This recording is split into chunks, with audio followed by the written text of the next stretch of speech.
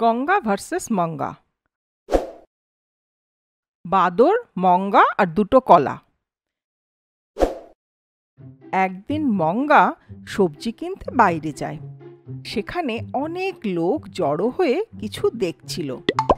যখন ও গিয়ে দেখে কি হচ্ছে, দেখে একটা লোক বাদর নিয়ে খেলা দেখাচ্ছে আর সব গ্রামবাসীর মনোরঞ্জন করে টাকা রোজগার করছে। ওই বাদরের খেলা খুব আনন্দের আর মজার ছিল, তাই সবাই খুব এনজয়ও করছিল। বাদর ওর মালিকের সব কথা শুনছিল। তখন ওই মালিক বাদরকে বলে, আরে ওই কিলবিল পান্ডে, ওই মেয়েটাকে একটা ফ্লাইং কিস তো দে। এই কথা বাদরের মালিক বাদরকে বলে। এই শুনে বাদর সামনে দাঁড়িয়ে থাকা মেয়েটাকে ফ্লাইং কিস দেয়। এই দেখে ওখানে দাঁড়ানো সব লোক হাততালি দিতে থাকে। যখন বাদরকে নাচতে বলা হয়, তখন বাদর সবার সামনে নেচে দেখায়। যখন মঙ্গা দেখে যে বাদর ওর মালিকের সব কথা শুনছে, তখনও মনে মনে ভাবে, বাহ, এই বাদরটা তো খুব চালাক, ওর মালিকের সব কথা শোনে। যদি এরকম একটা বাদর আমার ঘরে থাকতো, তাহলে সব কাজ আমি ওকে দিয়ে করাতাম। এই ভেবে ও মনে মনে হাসতে থাকে। কিন্তু মালিক আর বাদরের ভালোবাসা দেখে ওর মনে মনে সন্দেহ হয়। এই বাদরকে আমি বাড়ি কি করে নিয়ে যাব? এদের দুজনের ভালোবাসা দেখে মনেই হয় না বাদরের মালিক আমাকে বাদরটা খুব সহজে বিক্রি করে দেবে। এমনিতেও আমি ওটা থোড়াই কিনবো, চুপচাপ গিয়ে চুরি করে নিয়ে নেব। এইভাবে ও মনে মনে চিন্তা করে হাসতে থাকে। কিছুক্ষণ পর যখন সবাই চলে যায়, তখন মঙ্গা আস্তে আস্তে ওর কাছে গিয়ে ব্যাগের থেকে কলা বার করে ওকে খেতে দেয়। ওই ছোট্ট বাদরটা ওই কলাটা তাড়াতাড়ি খেয়ে নেয়। মঙ্গা আবার ব্যাগ থেকে আর একটা কলা বার করে, কিন্তু দেবার বদলে ওই কলাকে পিছনে লুকিয়ে নেয়। এইভাবে মঙ্গা বাদরকে কলার লোভ দেখাতে দেখাতে নিজের বাড়ি পর্যন্ত নিয়ে আসে। ঘরে এসে বাদরকে কলা খাইয়ে বাদরের গলায় দড়ি বেঁধে দেয়। দড়ি দেখে বাদর ভয়ের চোটে চেঁচাতে থাকে। তখন মঙ্গা বাদরের চেঁচানোর আওয়াজ শুনে আশেপাশের লোকেরা যাতে না এসে পড়ে, তার জন্য ওর মুখ হাত দিয়ে চেপে ধরে। মুখ বন্ধ করে রেগে গিয়ে বলে, আরে আরে আরে, এসব কি চেঁচামেচি হচ্ছে?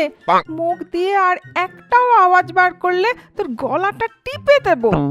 আমার দেওয়া দুটো কলা খুব মজা করে খেয়েছিস, তার টাকাটা কে দেবে?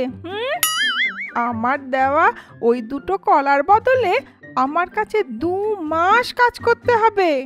যদি তুই ঠিক মতন কাজ করিস, তাহলে তোকে 1 মাসের মধ্যে ছেড়ে দেব। আর তা না হলে 2 বছর ধরে আমার কাছে কাজ করতে থাকবি, বুঝেছিস? এইভাবে ওই ছোট্ট বাদরকে খুব ভয় পাইয়ে দেয়। অন্য কোনো রাস্তা না পেয়ে ভয়ের চোটে ওই বাদর মঙ্গার সব কথা মেনে নেয়। তখন মঙ্গা মনে মনে ভাবে, বেচারা বাদর খুব সরল, এত তাড়াতাড়ি আমার কথা মেনে নেবে আমি ভাবতেও পারিনি।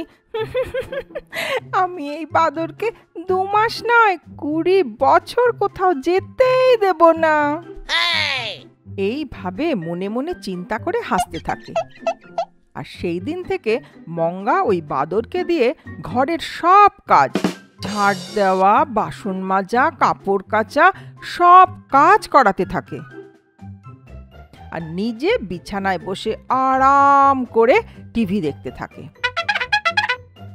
একদিন গঙ্গা যখন মঙ্গার বাড়ি আসে, তখনও ভাবে, আরে বাবারে, শাশুড়ি মা আসছে, এসে যদি দেখে বাদর দিয়ে কাজ করাচ্ছি, তাহলে নিরীহ প্রাণীর উপরে অত্যাচার হচ্ছে বলে লেকচার শোনাতে থাকবে। কিছু না কিছু করতেই হবে। এই ভেবে বাসন মাজতে থাকা বাদরের কাছে গিয়ে আদর করে ওকে আরো একটা কলা খাওয়াতে থাকে। এই দেখে গঙ্গা বলে, আরে বাহ, মনে হচ্ছে সেই দিনের পর আমার বৌমার শিক্ষা হয়েছে, তাই জন্তু জানোয়ারের দেখাশোনা করছে। কি আপনি এখনো ভিডিওটা দেখেননি? তাহলে এক্ষুনি নিচে দেওয়া লিংকে ক্লিক করে সে ভিডিওটা দেখে নিন। খুব মজার ছোট্ট পিঁপড়ে। এই বলে গঙ্গা ওখান থেকে চলে যায়। গঙ্গাকে যেতে দেখে মঙ্গা আবার আগের মতন ওই বাদরকে দিয়ে কাজ করাতে থাকে। পরের দিন মঙ্গা ঘুম থেকে উঠে দেখে ওই বাদর নেই, আর ঘরের টাকা পয়সা সোনা গয়না আরো অনেক কিছু নেই। তখন মঙ্গা জোরে জোরে কান্নাকাটি শুরু করে দেয়। যখন গঙ্গা ওখানে এসে দেখে, তখন গঙ্গা আর মঙ্গা দুজনেই বুঝতে পারে যে ঘরে চুরি হয়েছে। কিন্তু কে করেছে, কিভাবে করেছে, সেটা জানার জন্য গঙ্গার ম্যাজিক্যাল গ্লোবে দেখতে থাকে। ম্যাজিক্যাল গ্লোবে দেখতে পায় মঙ্গা কিভাবে ওই বাদরটাকে মারতো, কিভাবে সব ঘরের কাজ করাতো। যে রাত্রে ঘরে চুরি হয় সে রাত্রে বাদরটা কিভাবে মালিকের সঙ্গে মিলে চুরি করে, এই সব দেখা যায়। এই দেখে মঙ্গা আশ্চর্য হয়ে যায়। ওই ম্যাজিক্যাল গ্লোবে দেখে যে বাদরের মালিক বলছে, ওই পাগলি মঙ্গা ভাবলো যে ও তোকে ঘরে এনেছে, কিন্তু ও জানে না যে ওর বাড়ি চুরি করার জন্যই আমি তোকে নিয়ে এসেছি। এই বলে ওই বাদর আর বাদরের মালিক খুব হাসতে থাকে। এই শুনে মঙ্গা খুব কান্নাকাটি করতে থাকে। তখন গঙ্গা বলে, এই জন্য বলি যে নিরীহ প্রাণীদের উপরে বিরক্ত করিস না। তুই তো আমার কথা শুনবিই না, এখন ভোগ। এই বলে ওখান থেকে চল একটা টেস্ট করি, এর ল্যাজে বাজি লাগিয়ে ফেলি। কুকুররা বাজিতে অনেকই ভয় পায়। যদি বাজির আওয়াজে ওরা দৌড়াতে লাগলো তো বুঝে যাবি যে ওর পাটা ঠিক আছে, আর যদি দৌড়াতে না পারে তো বুঝে যাবি যে ওর পাটা খারাপ আছে। এই বলে ওই গর্ভবতী কুকুরের লেজে ওরা বাজি বেঁধে দেয়। আর ওই বেচারা কুকুর নিজের জীবন বাঁচানোর জন্য সামনের দুটো পা দিয়ে হামাগুড়ি দিয়ে আগে এগোতে থাকে। কিন্তু ওই তিনজন কুকুরের এই অবস্থা দেখে বাজিতে আগুন লাগিয়ে দেয়, আর তার ফলে কুকুরের পিছনটা পুড়ে যায়। তাই দেখে তিনজন চোর রাক্ষসের মতন হাসতে হাসতে ওখান থেকে চলে যায়। এই সব কিছু নিজের ম্যাজিক্যাল গ্লোবে দেখে গঙ্গার খুব রাগ হয়। রাগের চোটে ওর চোখ লাল হয়ে যায়।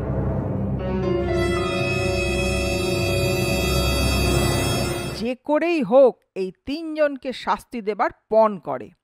গঙ্গা নিজের জাদুর বলে তখনই ওই তিন চোরকে এক মায়ালোকে নিয়ে যায়।